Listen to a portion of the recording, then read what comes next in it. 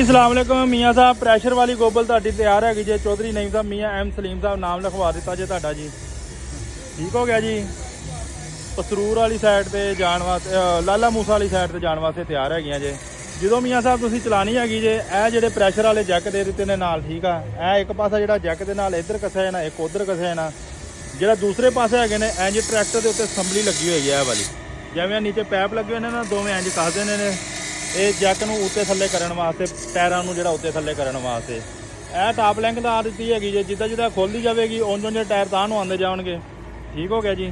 Tyre ਉੱਤੇ ਆਈ ਜਾਣਗੇ ਤੇ ਗੋਬਲ ਖੁੱਲ੍ਹੀ ਜਾਏਗੀ। ਫੁੱਲ ਉੱਤੇ ਟਾਇਰ ਬਿਲਕੁਲ ਸਿੱਧੇ ਆ ਜਾਂਦੇ ਨੇ ਜੀ। ਉਸ ਤੋਂ ਬਾਅਦ ਫਿਰ ਜਿਹੜਾ ਹੈਗਾ ਨਾ ਜੀ ਜਦੋਂ ਤੁਸੀਂ ਚਲਾਣੀ ਹੈਗੀ ਹੈ ਇਹ ਖੋਲ ਕੇ ਨਾ ਜੀ ਇਹ ਵਾਲੀ ਇਹ ਪਿੰਨ ਇਹ ਨੀਚੇ ਆ ਜਾਣਾ ਜੇ। ਠੀਕ ਆ ਜੀ। ਜਦੋਂ ਨੀਚੇ ਆ ਜਾਣਾ ਜਦੋਂ ਟਾਇਰਾਂ 'ਤੇ ਲੈ ਕੇ ਜਾਣਾ ਇਹ ਜਿਹੜਾ ਬਾਲਾ ਖੜਾ ਵਾ ਨੀਲੇ ਵਾਲਾ ਇਹਨੂੰ ਤੁਸੀਂ ਇਹਦੇ ਵਿੱਚ ਪਾ ਦੇਣਾ ਇਸ ਪਿੰਨ ਦੇ ਵਿੱਚ ਫਿਰ ਟਾਇਰਾਂ ਦੇ ਉੱਤੇ ਆ ਜਾਣੀ ਆ। ਠੀਕ ਹੋ ਗਿਆ।